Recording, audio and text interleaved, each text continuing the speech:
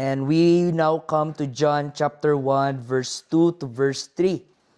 So last week, we just talked about verse 1, pero umabot tayo ng 1 hour and 20 minutes just talking about John 1:1. And yung misis ko ay galit na galit. Napagalitan ako mga kapatid na sobrang haba. So ngayon, sikapin ko na mapabilisan mga kapatid. No? John chapter 1, verse 2 to verse 3. He was in the beginning with God. All things came into being through Him. And apart from Him, nothing came into being that has come into being. So we will talk tonight about Christ, the eternal Creator. Christ, the eternal Creator. So last Monday, we discussed about John 1:1, and we have studied that the Greek word of the word in John 1:1 is logos, because in John's day, there were Greek philosophers who understood that it is the logos that ordered the universe, but they don't believe that this logos is a person. They believe that it's just an energy, a spirit that creates order in our universe. So John kind of rebuked them and debunks their teaching, and John says, no, the logos is not a spirit or a force the way you think it is, but the logos is the person. And that logos is Jesus Christ. Amen? In the beginning was the Word, capital W, in John 1:1, because that Word is a person and that Word is Christ. And last Monday, we talked about the eternality of the Word. It means the Word exists even before it manifested in the flesh. The Word exists in eternity. Ibig sabihin, wala pang time, andyan na ang Panginoong Jesus. No, hindi nagsimulang nag-exist si Christ nung ipinanganak siya galing sa sinapupunan ni Mary, kundi na nag-exist na si Christ even before the beginning of the universe. Kahit bago pa lahat, because Jesus says, I am the first, I am the last, the Alpha and the Omega, the beginning and the end. There is no beginning sa ating Panginoon. He is the beginning. And we also studied that the Word is a person. And we also studied that the Word is divine, or the divinity of the Word. Sabihin, si Christ po ay Diyos. Hindi po siya special spiritual being. Hindi po siya angel. Although he's a very good boy, but he's more than a very good boy. He is God. That's the main point of the book of John. Jesus Christ is God. And so now we come, mga kapatid, in verse 2 and verse 3, and we now come to the activity of the Word. The activity of the Word. So the question is, what was He doing in the beginning? So, if the beginning was the Word, ano ang ginagawa nung Word nung simula? And the answer is here in verse 2 and verse 3. The Bible says, He was creating. He was creating. The Bible says, all things came into being through Him. In King James, all things were made through Him, and without Him was not anything made that was made. And the Bible also says, apart from Him, nothing exists. Wala pong mag-exist na hindi si Kristo po ang lumikha. Ang Panginoon po ang Creator. Amen. You know, I always see, in the church that we worship God because we remember the goodness of God. We worship God because of the Word of God. We worship God minsan dahil we are overwhelmed of the greatness of God.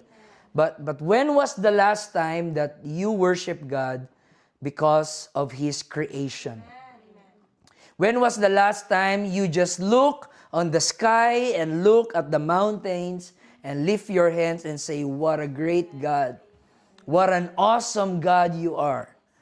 Believe it or not, nung first time ko sa Queenstown, at yung pwesto ng aming lodging ay talagang tutok doon sa scenery ng Queenstown at nandun yung Ice Cap Mountains. Napa-worship talaga ako sa Panginoon. I worship God. I didn't worship God because of the music or because of the song, but I worship God because of His awesome creation. We're talking about, mga kapatid, worshiping God because of His creation. And, I think, lalo na tayong mga Pilipino, we need to go out of our house and just appreciate the beauty of the creation of God. Instead of complaining na, ano ba to, ba't ganito buhay namin dito? You need to open your eyes again and see the beauty of God's creation, and that will make a statement na, my God is a great God. Why am I so worried? He created the vast ocean, the sky, and we need to worship God because of His marvelous creation. Makita mo lang yung beauty ng creation, mapapasabi ka talaga na may creator. Right? Amen. Kaya nga pag nasa airplane ka at nasa ibabaw kayo ng clouds, di mo pigilan masabi na may Diyos.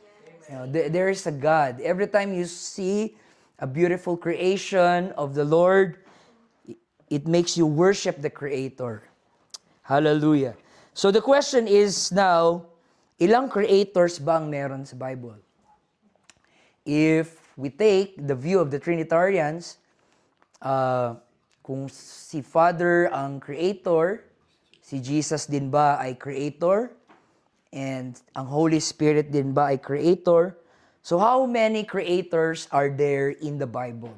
Okay, I'll let the Bible answer that. Because in the pagan culture, we understand that they believe in many gods. Pagan culture. At yung Diyos ng mga pagano or ng mga heathen, sila po mga kapatid, there is no one creator for them. There is another creator for the sky, another creator for the sea, another creator in the land. Like for example, in Egypt, they have this Ra, the sun god, Osiris and Isis. In Greek mythology, we have Zeus, who created, who is the god of thunder, and Poseidon, siya naman yung Diyos ng karagatan. And si Hades, god of the underworld. And even here in New Zealand, in Maori, Trinitarian din. Meron ding tatlo. Una si Ranginui, which is the Sky Father. And yung isa, ang hirap banggitin, no? Papatuanuku, their Earth Mother. So there's Sky Father, Earth Mother, and si Tangaroa. So kailangan mabanggit ko na maayos yan, no? Tangaroa, which is the god of the sea. So, the pagan believes that iba ang Diyos ng langit, iba ang Diyos ng lupa, iba ang Diyos ng... Parang meron lang sila kanya-kanyang domain kung saan sila nagiging Diyos. But the God of the Bible, mga kapatid, He is the God alone. He is the God of all, the sphere, all of the realm, heaven and earth. That's why it stands contrast compared sa mga ibang gods. Yung Diyos ng iba is mahina. Dahil hanggang langit lang yung isa, hanggang lupa lang yung isa. Pero yung Diyos namin, nag-iisa lang at siya na ang lahat. He is the God of everything. The God of everything. So let's read some Old Testament scriptures that proves that. Of course, we can quote Genesis chapter 1, verse 1. In the beginning, hindi sinabing the gods created. But the Bible says, in the beginning, God created the heaven and the earth. And then we go to Nehemiah chapter 9, verse 6. Di ko na i-assign para mabilis tayo mga kapatid. Nehemiah chapter 9, verse 6, it says, You alone are Lord. You have made the heavens, the heaven of heavens, with all their host, the earth and all that is on it, the seas and all that is in them. You give life to all of them, and the heavenly host bows down to you. Now pay attention in that word. The Bible says, you alone, O Lord. You alone. You made the heaven, you made the earth, and you made the sea. Let's go to Job. In Job chapter 9, verse 8.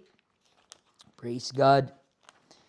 Job chapter 9, verse 8. Who alone, it's the word again, who alone stretches out the heavens and tramples down the waves of the sea. So how many creators are there? The Bible says, He is alone. Amen? Hindi ka pwedeng marami kayo at sabihin mong, I did it alone.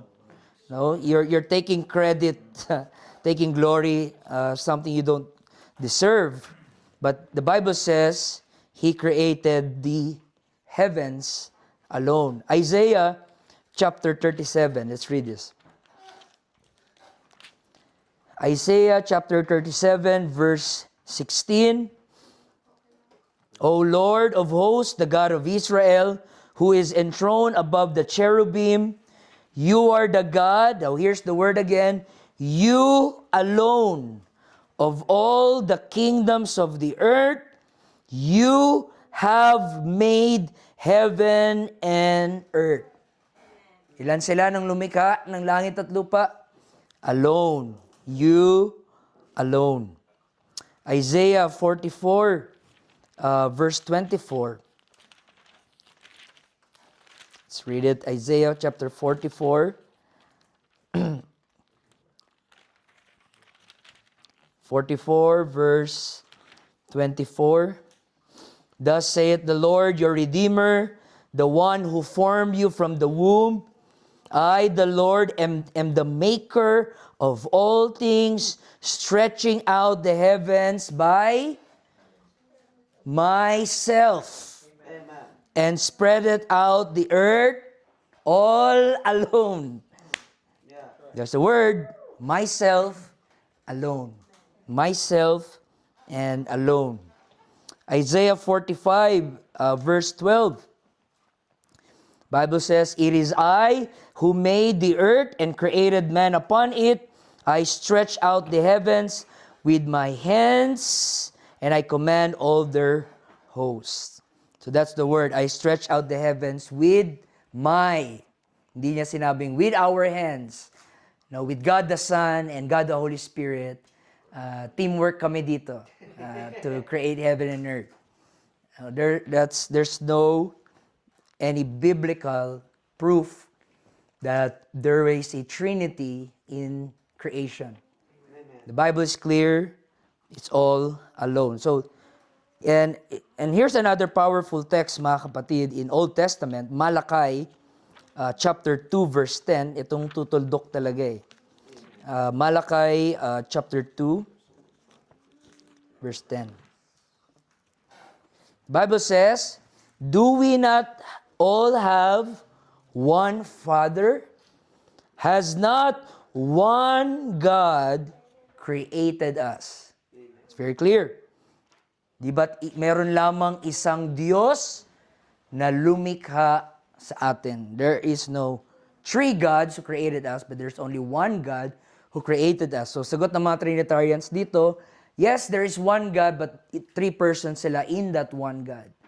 So, they are one, but they are three. So, kung nahirapan kayo maintindihan yon, it's the mystery of God. They are one, but they are three. One God, three persons. So, I don't think, I don't believe that's what the Bible says, plain and simple. The Bible is clear. There's only one God who created us. One sovereign creator. He is the eternal God, the self-existent God, and He created all things for His glory. So that's the Old Testament. Let's go to the New Testament. Ephesians chapter 3, verse 9.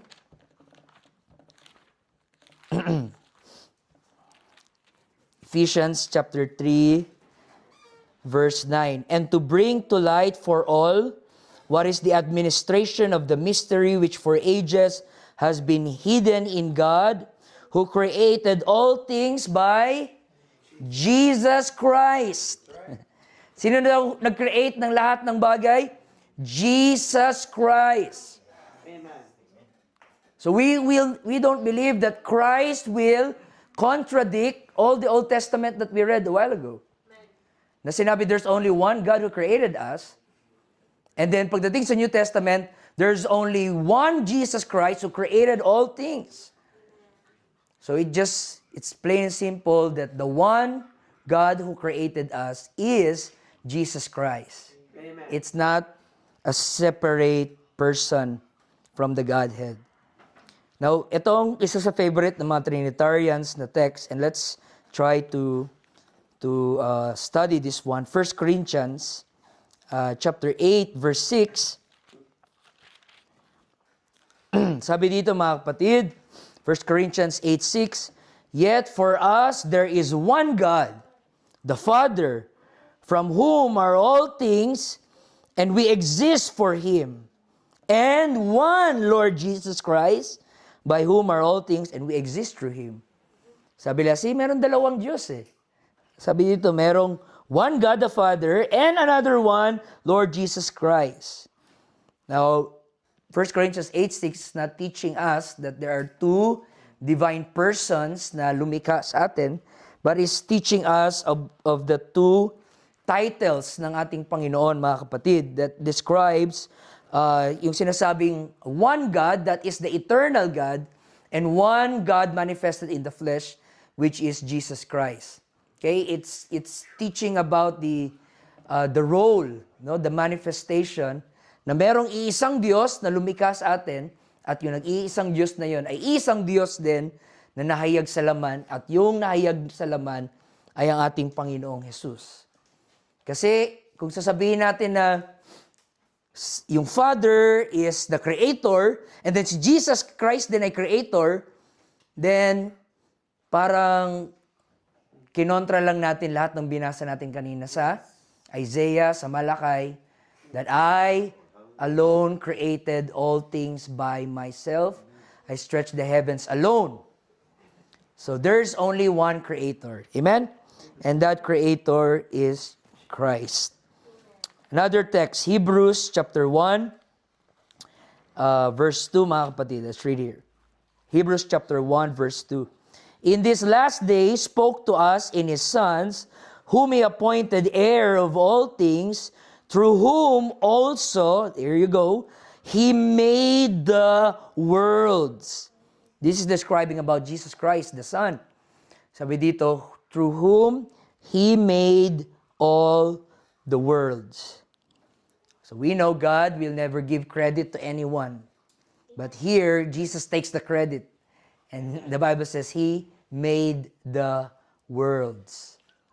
And then verse 10, Hebrews chapter 1, verse 10, look at here, same chapter. And you, Lord, in the beginning, you founded the earth, and the heavens are the work of your hands. So the New Testament teaches that there's only one Creator, and that Creator is Christ. But the most powerful text that shows the supremacy of Christ sa creation as the Creator ay wala nang iba kundi ang Colossians chapter 1. This is the best. This is the best. Colossians chapter 1, verse 16. This is talking about Christ, because in verse 15, who is the image of the invisible God, the firstborn of all creation. Now, ito nang sabi sa verse 16, for in Him all things were created, both in the heavens and on the earth, and visible and the invisible, thrones, dominion, rulers, and authorities. Ano sabi doon? All things have been created through Him and for Him. Lahat ng nilikha ni Kristo ay through Him and for Him, for His glory. And verse 17, and He is before all things, and in Him all things hold together. That's a powerful passage that declares that Jesus Christ is the Creator, for the Bible says, for in Him all things were created. Now imagine all of the creation na may isip nyo. God created all of that. Jesus Christ created all of that. Recently, nabasa ko mga kapatid na yung laki ng sun, how big the sun is. And according to the scientific research, gaano kalaki yung sun, you can put 1,200,000 Earth in the sun. That's how big the sun is. Pwede ka pang maglagay ng 1,000,000, ilan yan? 1,200,000 na Earth sa sun. That is so big. Tapos may espasyo pa para magkasya ang 400 million na moons in that one sun. That is so big. Ang laki ng sun, mga kapatid. And you know what? Jesus Christ created that. Jesus Christ created that big, unfathomable sun, mga kapatid. Hallelujah. And they say that the nearest star galing dito sa Earth is 200 billion miles away. Yun na yung pinakamalapit. No? 200 billion miles away. And the North Star is 400 billion miles away. The farthest star is 880 quadrillion miles away. Yung pinakamalayo na star. And you know what?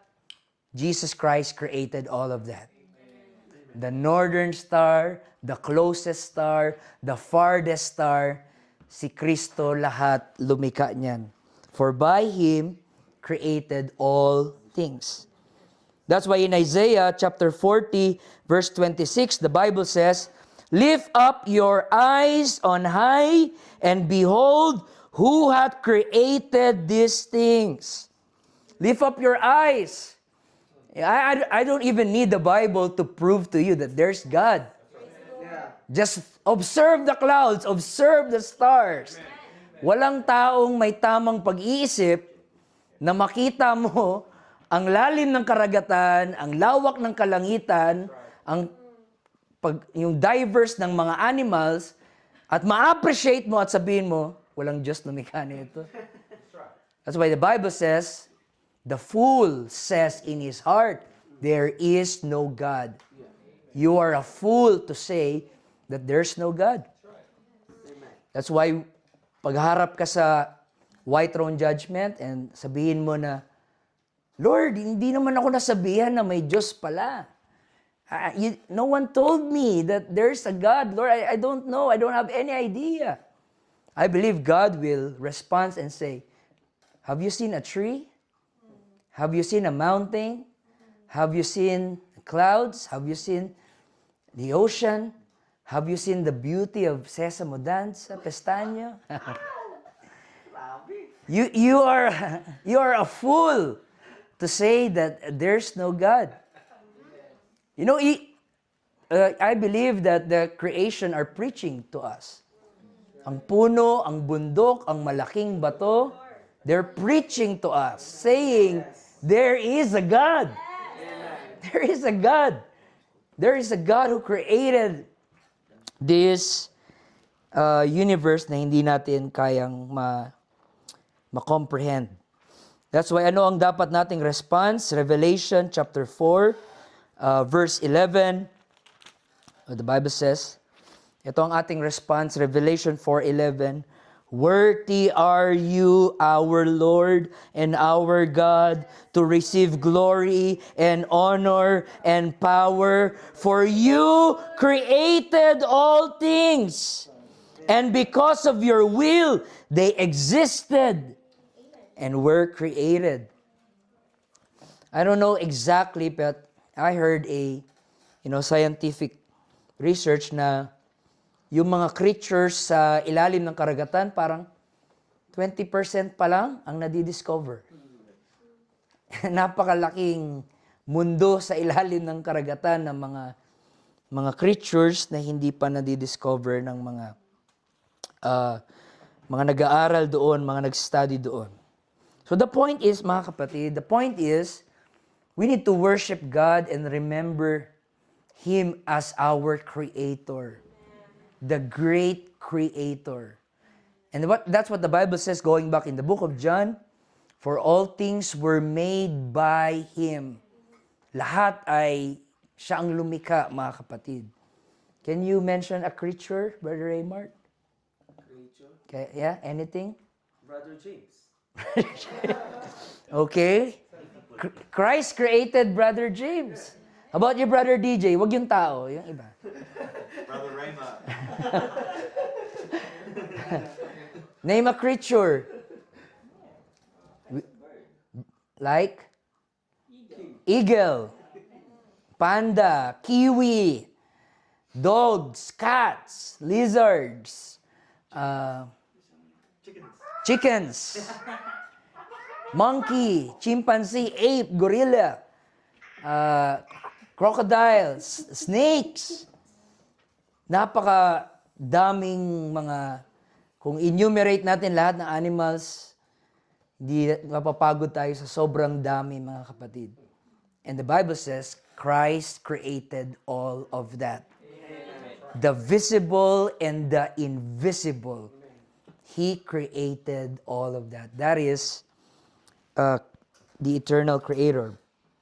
So it was Christ who sprang light out of darkness. It was Christ who carved the canyons and the mountains. It was Christ who positioned the stars in the sky. It was Christ who created the ocean, the land masses, the flowers, the birds, the beasts of the field. Christ created all of that. That's why in Psalms, let's read this. Psalms chapter 19, verse 1. This is what the Bible says. Psalms 19, verse 1. The heavens are telling of the glory of God. Amen. When you look at the heavens are declaring the glory of God. Na ang kaya lang ng tao gawin is mag-draw ng painting, copying from the reality ng ganda ng heaven. Right? The beautiful sky, and the Bible says, just by them simply existing, they declare the glory of God. Gaganon-ganon lang yung ulap, and He gives glory to God just by existing. Tayo naman, wow, sana makalipad ako, sana marunong ako lumipad. Hallelujah. Naging Darna bigla, naging Bading bigla. You know, and the most ridiculous thing that's happening, you know, we can read that in the book of Romans, that people worship the creation more than the Creator. People has tried to diminish God into a bird, into a creeping creature. They worship the creature more than the Creator. And it's ironic that here in New Zealand, you can even search in the internet, New Zealand is one of the most beautiful country in the world. Amen. I mean, it's in the top 10, top 5 whatsoever. New Zealand is always at the top when it comes to the beauty of creation. But watch, New Zealand is also one of the highest country in atheism. Majority of people here in New Zealand are atheists. They have the most beautiful creation, but they don't believe in God. How ironic. And we call them atheists, we call them intellectual, rational people, but God calls them fool. Fool. Yeah, New Zealand has so many fools. Thank God that Brother Reagan was taken out of that foolishness. Amen. And Brother Reagan is no longer a fool. Praise God. Last text we read, Psalms 8. You know, sometimes when we don't have any reason to worship the Lord, just look. Go outside. Don't stay in your room. There's darkness there. There's depression there. Don't spend your time in social media. Just look at the mountains and realize what David realized. He says, Psalms 8:3, when I see your heavens, the work of your fingers, the moon and the stars which you have established. What is man that you are mindful of me? And the Son of Man that you care for him. Who am I that you are mindful of me? God Almighty, Lord of glory. Lord, pwede ka namang mag-spend ng time sa Jupiter? Bakit ako talaga ang mahal mo? Pwede ka naman mag-spend ng time sa mga angels. Pero ako talaga, Lord. Ako, love mo. Ooh. Ako talaga. And then that's what David realized. David says, Lord, the moon are majestic, the stars. But you're not mindful of the moon and the stars. You are mindful of me. And who am I, Lord, that you are mindful? You know, if we look at the satellite, we cannot even see us. You know, we're just like a dot. Kulangot kasi nasa isip ko. But pinipigilan ko na huwag masabi. Yeah, a speck of dust. Yeah, a speck of dust. And, you know, kahit sa airplane ka lang eh. Sakay ka ng airplane, di mo naman makita yung tao eh. Noong una, pag pataas pa, parang langgam na. Mamaya, wala na talaga, di mo na makita yung tao. And then yung mga building na mga malalaki na parang mga Lego. Parang naging laruan bigla, mga kapatid. Nasa ulap ka pa lang na, hindi mo na makita yung tao. How much more God who lives in the highest and highest and highest and highest and highest. Yet the Bible says, you are the apple of His eye. His mind is on you.